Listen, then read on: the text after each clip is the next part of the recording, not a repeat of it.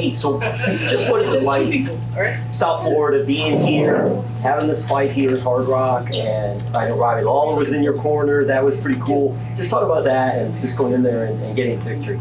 I mean, Robbie Lawler is a legend, right? He's somebody that's good working with me day in and day out. And, it's just a blessing and an honor just to have the guy around. I think he's mine, being a legend of this sport. But, you have Dieter Navarro, who's my boxing coach, and Sean Soriano. Man, all of those guys I couldn't thank enough, And one of the guys that ain't in the corner, Henry Hooft and Nick Lentz. And, we have, Jason Stroud. We have such a great team, but like I always say, it's a family. Everybody pours into each other.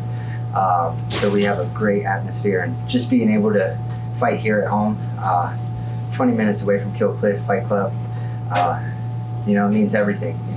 Getting to fight in front of those guys, the guys that I get to go in the gym and not only train with, but guys that are molding me, pouring a little bit into my cup to help me become a full mixed martial arts fighter. So I'm blessed to be here. I'm blessed to have such a great team and family behind me, and it's just an honor just to get out there and get a win and perform for not just myself but them. And just one more from me. You're the one that mentioned it when you came in, so I have to then ask you about the wrestling part of it. Yeah. So yeah. What's going on? What was the mindset there and all? We're getting into mixed martial arts, and I'm a top level wrestler, and there's flashes of the wrestling in the third where maybe clouded mind, slow some things down, and then release them, start striking again. But like I said, I don't want to come into this and just be known as a wrestler. I want to evolve into a very great striker, a very great jiu-jitsu, grappler, and just a full mixed martial artist. So not only am I just a wrestler, I got to showcase that, I'm working on my striking, and it's something that not only me and my team look forward to, but I can give the people something to look forward to. In wrestling, coming from wrestling, I was considered the people's champ. I brought a flashy style, so I got to continue working day in and day out to become the people's champ in this sport and bring that flashy style to mixed martial arts. You're the Rock of PFL, the people's champ. Yeah, that's right. That's right. So keep it moving. Hopefully, I can get on the next card and keep fighting, keep evolving, and maybe not always go full 15 minutes. Like I said, my coaches are going to kill me as soon as I leave here. But in the ring, they're being nice right now. They're like, hey, you got the full experience, but as soon as we leave, they're going to be like, you're an idiot. You need to wrestle and finish, guys. Thank you. What do you want next? What do you want after this? I just want to continue to keep moving up the ranks and getting better competition and better competition. That's the only thing that's going to push me, and I strive to be the best in whatever I do. If we're sitting here chugging waters, I'm going to try to chug it faster than me. So anything I do, I want to be the best in. I know it takes time. So, keep moving up, keep getting better and better competition and pushing myself. And that's the only way if we're going to find out if I can become a world champion and, the people's champ in this sport. It's interesting what's going on with the PFL, right? They got the Bellator Championship Series and then the PFL season. What is it that you would want to go into when you talk about a belt? Is it something like Bellator, or would you want to do a whole season under the PFL? Either or. I'm just very grateful to be part of both organizations and to be considered to be able to fight under Bellator or PFL. But, PFL has that very nice tournament style, and they do pay $1 million if you win it. So you can't complain about that. But, coming from wrestling, I competed a lot, weekly, monthly. So, looking at the PFL format, and, you look at the featherweight tournament, they got some killers in there, and great competition. So, and same goes with Bellator, but PFL format I like because it kind of brings that, wrestling nature of where you're competing consistently, and you're chasing down the gold medal. Would you feel ready to be part of it next season? For sure. Yeah. But that's something I got to go back and talk to my team about. Yeah. But that's something I have my eye set on. I leave here and hopefully don't have too many injuries to my legs where I can continue training Monday. Mm-hmm. And it's back to the grind Monday. We forget about this win and we continue training to become better and better, and hopefully put ourselves in position to enter that tournament next year and become the PFL featherweight champion. And one last one for me. There's been so many great wrestlers from from the Olympic team that have had so much success in mixed martial arts. Is there anybody specifically that you would like your career to resemble, or is there anybody that has made the transition that you look up to, or that you've enjoyed sort of what they've done in MMA as they transition from wrestling? This isn't a fair question because I know too many of them. There's a lot. So if you have me single somebody out, I'll probably get a bunch of crap for it. But, I have guys like Daniel Cormier and, commentator Randy Couture that I've watched and grew under the Oklahoma State banner with. And then, I talk to Henry Cejudo every week.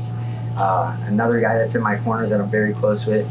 You got Cody Garbrandt. You got, one guy that I love his style, the way he fights, and I can see myself emulating, and I've been talking to a lot. TJ Dillashaw. He kind of brought that flash and that movement style to MMA, and I very much like that style. But to say that, I want to become TJ Dillashaw, I can't. I got to take his style, sprinkle a little bit of Jordan Oliver on it, and make it even better. So all these guys, play a big role in helping me understand not just the physical side, the mental side, what to expect. And I'll leave here and probably have texts from all of them saying what I need to do to get better and what I need to work on. So I'm just thankful for the wrestling community as per tight niche, and the guys that paved the way before me. Congrats, man. What's up, Jordan? Dylan Russell, Wrestler's Grind. How much do you love mixed martial arts? I freaking love it. It's unbelievable. That's what I kept going back to my corner and saying. And my coaches were like, dude, mix it up. Your takedowns are going to open up your striking. But I just kept looking at him and smiling and being like, I love this. We're going to stand for the next 10 minutes and bang. After that the first round, I'm like, I'm not getting a takedown. They're like, mix it in. I'm like, okay. And then after the second round, I came back. I'm like, I'm not getting a takedown. We're just going to sit here and throw down. So, it's very exciting. Your adrenaline spiking, but man, I wish I had 30 more minutes in there. Mm-hmm. Right? So this is something I can, I say I could do it forever, but time catches up to everybody. So as long as I'm here and I'm able to do it and, put my flash on it, I'm going to be not just a wrestler, I'm going to become the best striker in mixed martial arts. I believe it, man. I know you said Henry, your coaches, Henry and Robbie and them were a little bit mad about you not going to take that. What do you think DC and Henry Cejudo would have to say about that performance tonight? They would tell me I'm an idiot. I'm an idiot because, one thing everybody's preached since I've been here, it's what got you to the dance, right? And it's been my wrestling, and I've been a very high-level dominant wrestler. But like I keep saying, this is mixed martial arts. And I want to become the best striker. I want to become the best grappler, not just the wrestler. So, there was flashes in there where I had to go and use my wrestling, and we were wrestling a little bit, but at the end of the day, I couldn't get myself to get the takedown. Just kept releasing them and trying to strike. So, for me, it's, do a better job of mixing it together and blending everything. And, that's something big that Cejudo preaches. And, you watch, guys like Daniel Cormier, who have been to the high level and won double champ using his high level wrestling with his striking. So, not to say my wrestling won't get me there, it will. But I want to become more of a striker and give the people what they want to see. It seemed like a pretty clear-cut victory for you, but were there a little bit any nerves, anything before the announcement of the decision, or were you supremely confident that you did enough to get the job done? I was confident,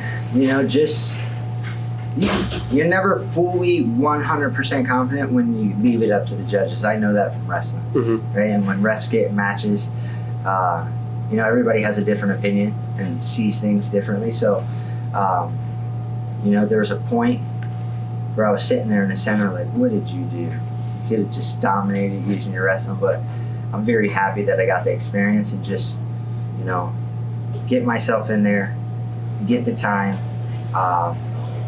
and however they saw it, whether it was, I don't know the last two scores were maybe 29-28, but I can't be biased. He landed some shots and I didn't get any knockdowns and, really no takedowns that I would consider takedowns. So it was a great fight, but definitely a lot more to improve on. And, in wrestling I was dominant.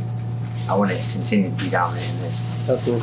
It's been, it was almost a year in between your last fight and this one. Sioux Falls back in last August, now here. Right. I'm sure it won't be the equally long layoff before your next one, but how much do you feel like you're improving with each day that passes and each camp that passes, even without being in the cage? Man, leaps and strides. You go back and look at my Bellator debut. I might have thrown the ugliest overhand right and landed it, and I left that bout and I was like, man, I threw a good right hand. And I go back and look at it, I was like, that was terrible. Like, what was that, right? So, I'm gonna go back and look at this, and there's gonna be some things where I'm like, dang, I'm not as crisp and as sharp as I think I am, but that's motivation for me. You go back, you look. Even in my Bellator debut, I landed that ugly overhand right straight to a takedown as soon as he started exchanging with me. Maybe I was really uncomfortable, but now I'm starting to get my feet under me. I'm fighting guys every day in the room that are killers that, I don't tell them, but they kick my ass every single day, right? Whether it's Jared Gordon or, Nick Lentz or Sean Soriano, but I'm taking from these guys. I'm watching the Jason Jackson spar. I'm watching the Impa Consignai spar. And I have such great role models in there. And I'm working with guys like Robbie Lawler and Nick Lentz that, day by day I'm building confidence every single day. Not just in, my striking, but, just becoming a mixed martial artist and becoming a better person. Mm-hmm. It seems like MMA fans are starting to get behind you. The community is getting behind you. And also the PFL has definitely believed in you and supported you. Do you feel that support? Do you feel like the fans and the promotion, everyone's starting to get on that dude hype train?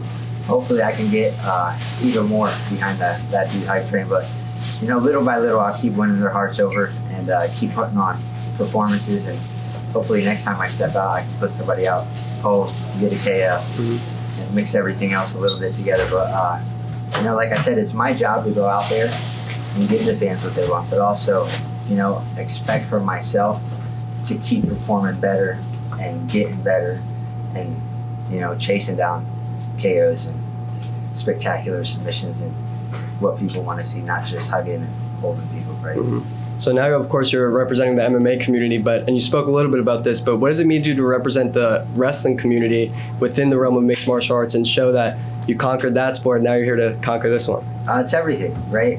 Like I said, even just in the mixed martial arts aspect, I'm not just out there representing myself. I'm representing my team. I'm representing my family. I'm representing PFL, right, for everybody that's watching. So, everybody's poured a little bit into my cup from the wrestling community, and it's helped mold me and make me who I am, whether it's in wrestling or it's in mixed martial arts. I became a better person, a better human from it.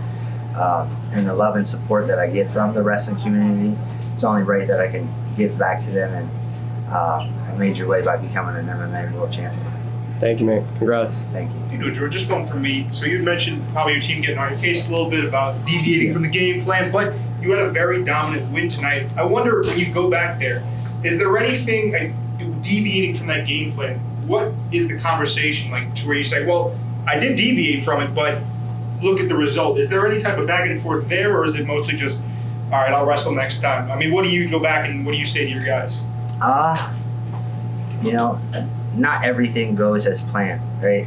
Mike Tyson, I believe, said it. Everybody has a plan until they get punched in the mouth or gets punched in the face. So, I always want to mix my wrestling, right? It can help open up my striking. It can help open up submissions. It can open up a whole different game plan for myself. So for me, it's just continuing to get better with my striking and mixing in my wrestling.